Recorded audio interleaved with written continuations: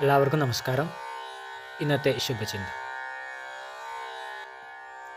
വിമർശനങ്ങളെ ഭയന്ന് നിങ്ങളുടെ ലക്ഷ്യം ഒരിക്കലും ഉപേക്ഷിക്കരുത്.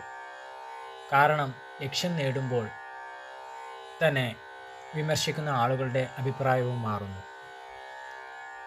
കരുതലിനോളം വലിയ സ്നേഹപ്രകടനം മറ്റെന്താണ്?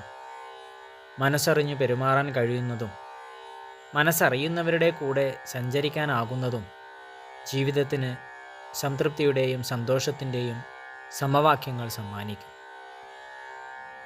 താൻ ശീലിച്ച പൊതുമര്യാദകളും തനിക്കറിയാവുന്ന പൊതുവിജ്ഞാനവും ചേർത്ത് ആരെയും പരിചരിക്കാൻ ആർക്കും കഴിയും.